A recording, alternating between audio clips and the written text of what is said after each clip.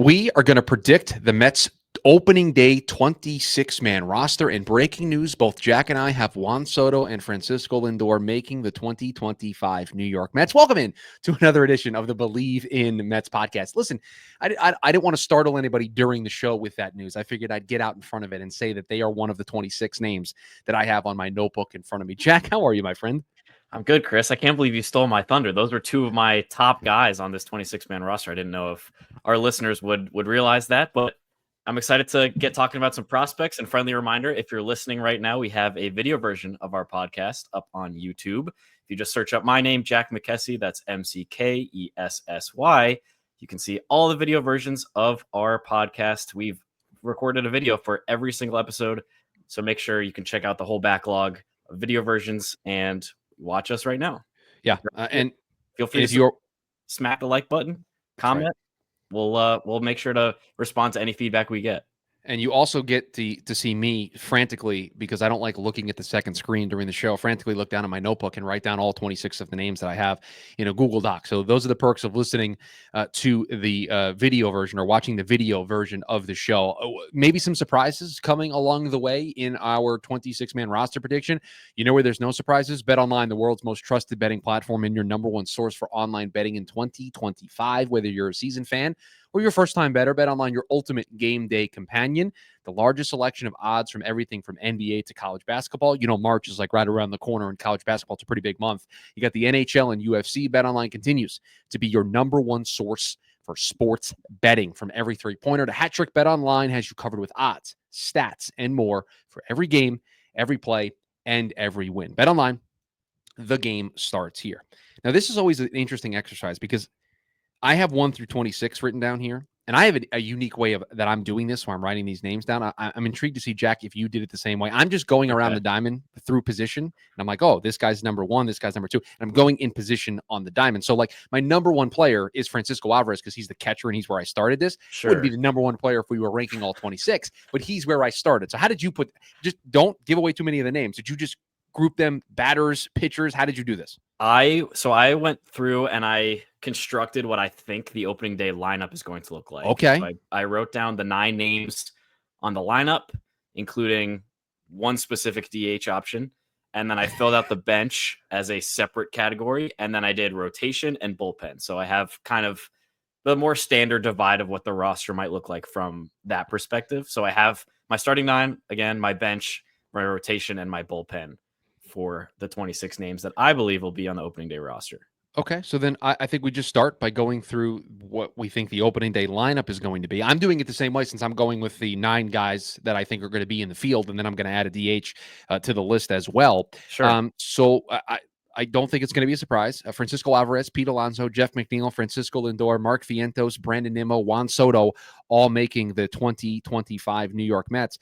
I know this guy is going to make the New York Mets. I know both of these guys are going to make the New York Mets, but I'm intrigued to see who you had written down as your starting center fielder, because I wrote a name down. I skipped him when going through this little exercise here. Who do you have as the starting center fielder for the New York Mets on opening day? I put Jose Siri. And I think I'm doing that because of the defensive upside that he has. I mean, he hit a home run the other day that I don't think's landed yet. We did see some of the power that he has to offer, but when I thought about last year's opening day roster, and I have not fact checked myself on this, but I'm pretty sure Harrison Bader was in there as the opening day center fielder. That sounds right. And that made sense to me as far as a defensive first guy. I remembered going into last year, I wasn't sure if Brandon Nimmo was still going to play center field with the Harrison Bader signing. And now that it's become clear that his role for at least the short-term future is in left field, I went with the Stearns-Mendoza mindset of let's go defense first, at least to start the season, see what Jose Siri can give us on both sides in the field and at the plate. So he's actually the 9 hitter right now in the lineup for my 26-man roster. Okay, I did not put together what the ideal 9 would be, but I have Tyrone Taylor starting in center field. I think the incumbency, been there, done that, was with the team last year. I think Carlos Mendoza might lean towards that. Who do they face on opening day? Do we have opening day starters announced yet for the teams that they're playing to start the year? Certainly not. I mean, it's the Astros, so you have to assume it's Because the center field might be like platoon central. Well, if it's Valdez, then my guess of Tyrone Taylor looks like it's pretty smart because I think they'll avoid Jose Siri. That's true. I didn't consider what the Astros would have going for them in game one.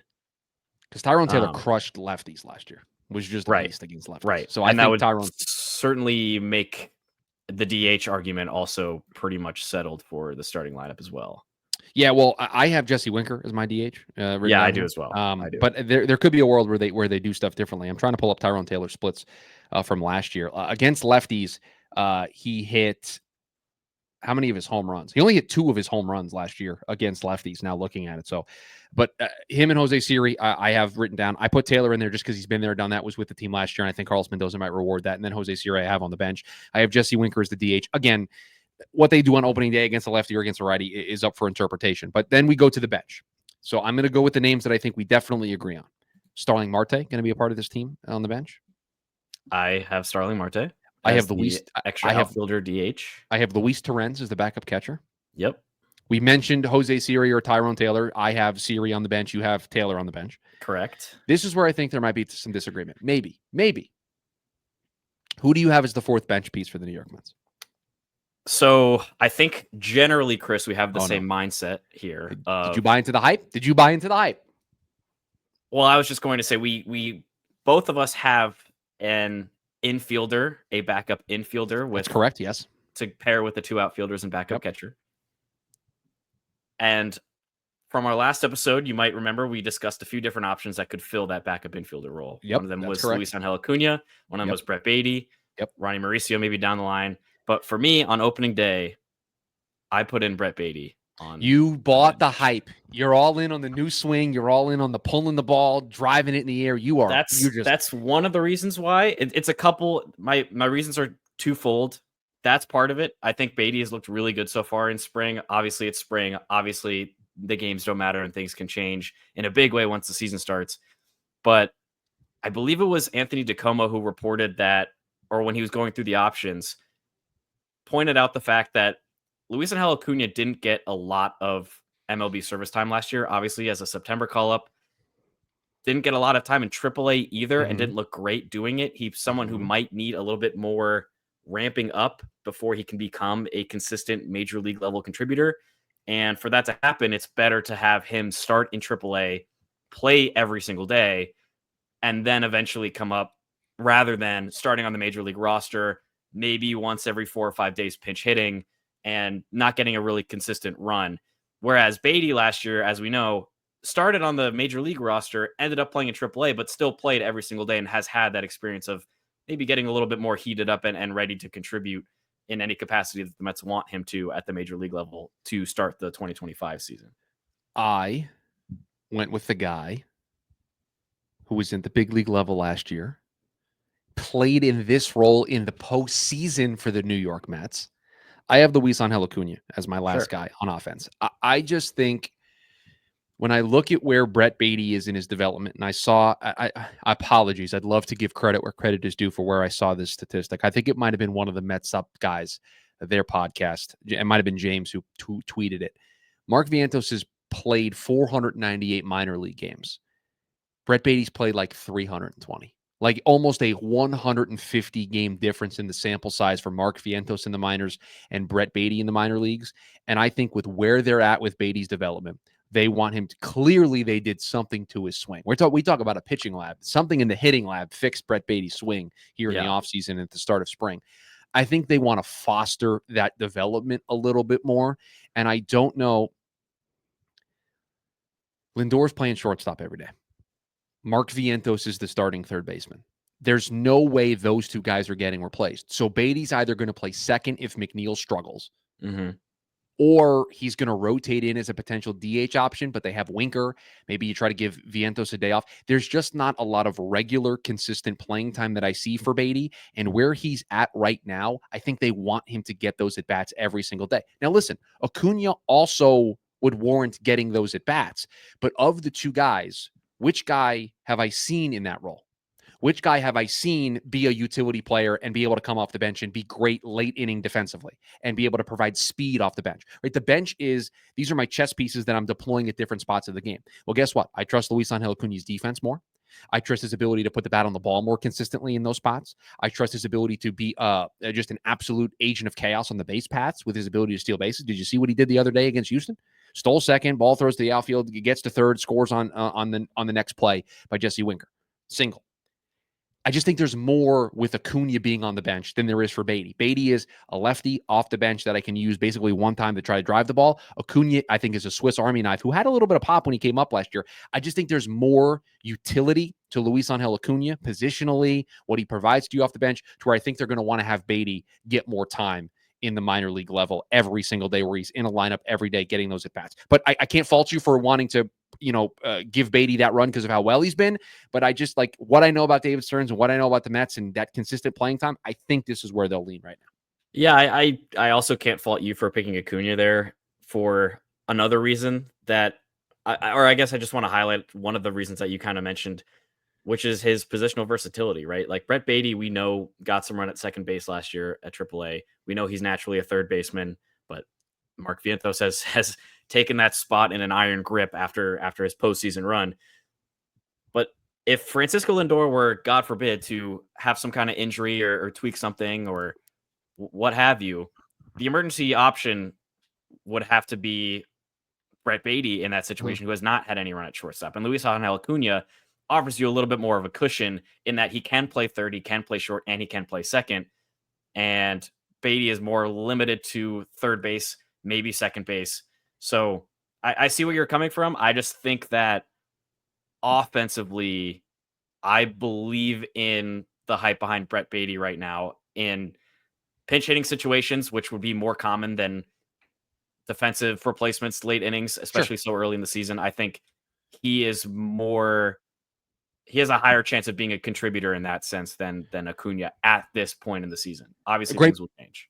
Great place to be that Brett Beatty is playing well enough to even warrant this conversation, right? To where he's forcing the issue where we're debating Acuna Beatty, who's going to make the opening day roster. And listen, it's baseball season. Like, guys get hurt. Brett Beatty, Luis Angel Acuna, who's ever in the minor leagues, you're going to see by Memorial Day. This could be solved. This could be solved by opening day too. Also, like, we hope not, but it could I don't want to talk negatively, but it's not like Jeff McNeil had a great year last year. Right. And so, like, if he struggles, like, we need to have a conversation about Brett Beatty playing second base or Acuna playing second base and then the other guy coming up and being on the bench. Like, we need to have those serious conversations. We'll go to the rotation now. We've got 13 hitters on our team. I've got – now, stop me if there's a member of the rotation that you disagree with. Kodai Senga, David Peterson, Clay Holmes, Paul Blackburn. So 4 for 4 so far? Yep. Who did you put in the fifth starter spot? So, Chris, I built a 6-man rotation. Okay, so I have 6 starters as a part of my. I just have one as the swingman in the bullpen, but he's going to be the sixth. Sure, and I feel like I know who that starter swingman could be. Okay, who do I have as the swingman then? I think you have Tyler McGill as the swingman. No, you have Griffin Canning. Griffin Canning is the swingman. Okay, he's guy number 26 on the roster for me, and we can't quit him. There's nothing we can do to avoid. He is Thanos. He is inevitable. He could be the opening day starter. Tyler McGill, member of the Mets rotation. So he's in there. He's my 5th guy. He's inevitable. I don't know how confident I feel. You and I had a great conversation offline, sharing some tweets about the Tyler McGill discourse. And I'm just at a place where I'm like, he's fine.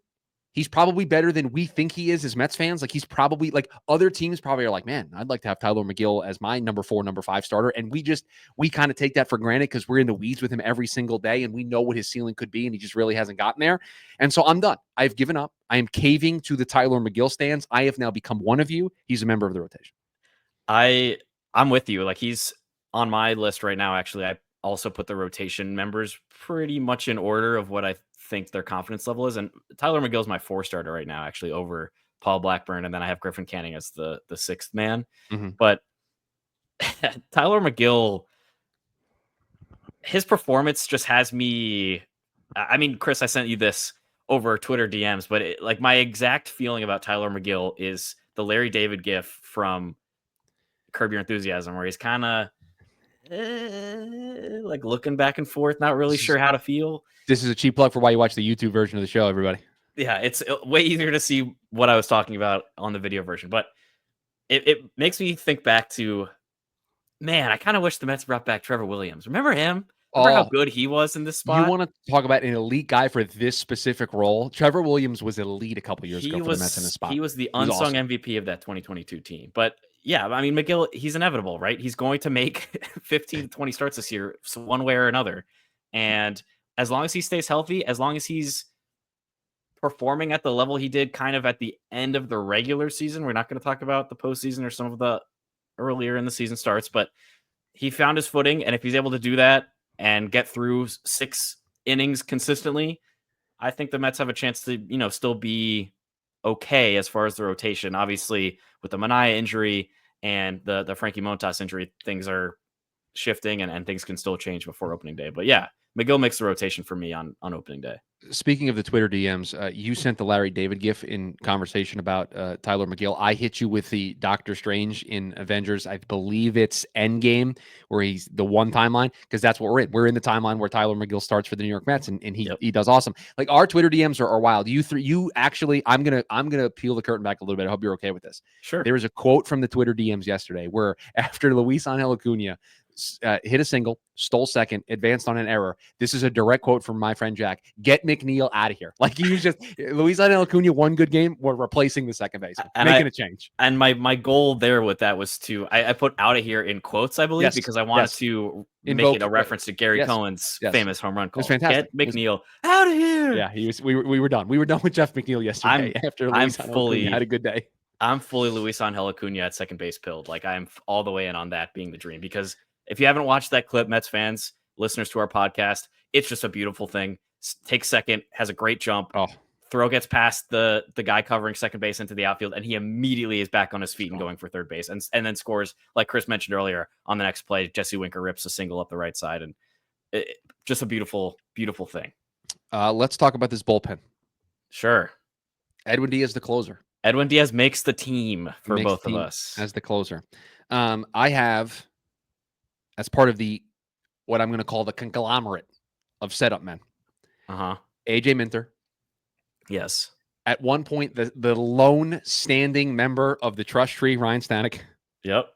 I mean, just on vibes and just on principle alone, he has to be there. And I have Jose Butto as part of my setup conglomerate for this New York Mets team. Sure. Yeah. So that's 4 relievers plus our swingman. So that's 5 members of the bullpen. I have, if I did my math correctly, there's 3 spots left. Yes. Okay. Did you give a spot to Reed Garrett? I did. Okay. So did I. I felt like he was part of that setup conglomerate for me, at least. I think he's more in the eighth inning role than Jose Butto is. I feel like Butto is 6-7, but we are putting everybody back on the trust tree. When we start the year, everybody is on the trust tree. You have to play yourself off of the trust tree. So Reed Garrett can be a part of the trust tree. Sure. Did you put Danny Young on your roster? No. Really? Yeah. This is interesting. So philosophically, I think they want to carry 2 lefties. I think you're probably right. So did you pick a different lefty? Or did you just not pick a lefty at all, and you're just hoping that you just end up being right? I didn't pick a lefty at all. I'm just hoping that I end up being right. Because I think there are other better candidates for this spot than Danny Young, but I just think they clearly were hurt last year by not having a lefty that they could utilize early in games. Not as a setup man, not like what AJ Minter is going to be, but as hey, we've got 2 outs, a lefty's coming up. I can use this guy here to get me out of this inning, and then I can bring somebody else in at the top. They just lost that, right? They just didn't have Brooks Raley was that guy, and they just didn't have him last year. And while I think AJ Minter is going to see a lot of those high leverage situations late, I think you'd like to have a secondary option on nights where Minter's not available that you trust. And part of me just thinks it's just going to be Danny Young. So I have him down. I mean, my last 2 spots here are what I have question marks next to. Like, these are the 2 I'm the most up in the air about. And here's why. Because I looked at this morning. Do you know there's only 2 members of the, at least according to Fangraphs, the projected Mets bullpen that have minor league options? Ooh, I did not know that. And here are the 2 guys. It's Reed Garrett, who has 1, and it's Tyler McGill, who has 1. And I don't see a world where either of those guys are getting sent down. Right. So Danny Young doesn't have any options. So I think Danny Young's just going to make the team. Now I'm going to watch every Danny Young appearance, through my fingers. I'm just going to be panicking the whole time. But, and I have them getting rid of somebody for somebody who isn't part of the projected bullpen because I thought he's had a good spring. I have Max Kranick making this team. Wow. And I have Sean Reed-Foley as the odd man out. Interesting. Now, they could play the game where somebody, needs more time and they throw him on the IL, but we don't need to talk about the Mets and phantom IL. That's a sore subject for a lot of people. Yeah. So that's what I did. I have Danny Young because I think they're going to carry a second lefty. And is it going to be Anthony Gose? Is that who the second lefty is going to be? No, it's going to be Danny Young, who pitched for this team in the big leagues late in the season. And then I have Max Kranick because he's had a great spring so far. Yeah, listen, I got to have one dart throw on this whole thing because everything else is Sure. chalk. So Max Kranick was my dart throw. I'm currently just looking at the Mets official roster right now on MLB.com, and they really do not have lefty options for the bullpen. Like, it is a barren wasteland in terms of lefty options that are not named AJ Minter. They don't have it. Is literally just AJ Minter and Danny Young. Like, there is no other pitcher. Like, Tyler Zuber is a right-hander. Austin Warren's a right-hander. Sean Reed-Foley's a right-hander. Here are the two lefties that were non-roster invites to spring training. Genesis Cabrera is a lefty. Sure. And Anthony Gose. Yeah. Those are your two lefties that got non-roster invites to big league camp. So maybe you're right. Maybe the bet you made is right, and they're not going to carry a second lefty. But if they are, it's Danny Young or bust. Like, there's no other options. Yeah. And I see what you're saying about the philosophy of having the value of having a left-hander for earlier innings, right? Because you want Minter to be in that 7th or 8th inning setup role. And that kind of takes away from your options if you face a more or any important moment earlier in the game when your starting pitcher's been pulled. I don't feel super confident in either of these last two picks that I have for the bullpen. Can I guess? Sure, absolutely. Since you don't have Danny Young and Max Kranick, since I know that, yeah, I think you have Sean Reed-Foley. No, I don't actually. You also are off the Sean Reed-Foley bandwagon. I am. I need to see him healthy and pitching well. So I think you then have. Okay, do you have Nunez? I do, and so I did not put him on there because we learned from Carlos Mendoza today, the day that we're recording, they were taking it extremely slow with him, and he feels like the perfect candidate for, like, you're going on the IL to start the year, and you're just not part of the team. Yes, because if I didn't hear that news today, Max Kranick's gone and Nunez is in here. Right, he's part of the conglomerate for sure. And I'd say Daniel Nunez is pretty high on the trust tree for everyone's on the trust tree. Right, but he's on one of the higher branches. Right. If we save this, file this one away right as the season starts, we'll do the trust tree, who's on the top branch and who's on the lower branches. Daniel Nunez towards the top end of the trust tree. Towards the top. And so, we'll update that as the season goes on. That will be a recurring bit for this podcast is the trust tree. So you have Nunez. I have Daniel Nunez. And you have, are you Huascar Brazoban pilled? Yes. Wow. Yeah. And so that's what I was saying is, like, the two guys that I have that you do not have. Daniel Nunez has the big question mark about his health. They said he could be ready for opening day. Yeah, that's a nice way of saying he's getting put on IL a week before the season begins. Right. Yeah. Obviously, they said they're taking it really slow. So he's a big question mark for that reason. And Huascar Brazoban is obviously a question mark for performance reasons, because after he came over around the trade deadline, the outings that he had were not super pretty. And I am fully banking on the fact that with a full offseason of working with the pitching development team that the Mets have with Jeremy Hefner, that Huascar Brazoban is going to have something of a bounce back year and be able to contribute. Obviously, these guys are the last two on the bullpen that we've named. And so they're going to be not setup guys, not high leverage dudes. So I think Brazoban, if the Mets need a guy in the 5th or 6th inning, is going to be able to come in and kind of be a small bridge to the Garretts, the Staniks, the Minters, and obviously Edwin Diaz in the 9th. Sorry, I lost my words there. You know that there was a lefty that I wanted this team to go out and get in the offseason? Yes, I do. And that was Ryan Borucki from Pittsburgh. Yeah. And so I was like, I haven't heard anything about him signing anywhere. He's got to still be available. So I went over to Fangraphs and I was looking. He re-signed with the Pirates on a minor league contract. Go trade for that guy. Because what this exercise taught me, they need a second lefty. They do. because Yeah. I don't want Danny Young anywhere near this bullpen. No. It's just I am blown away. Like the only lefties in their staff, in their whole pitching staff, are Minter, Danny Young, David Peterson, and Sean Manaea. That's it. Yeah, it's tough. And the other thing too, and let's make something very clear. They have really good depth at relief pitching across the board. Like we mentioned Brazoban and Nunez.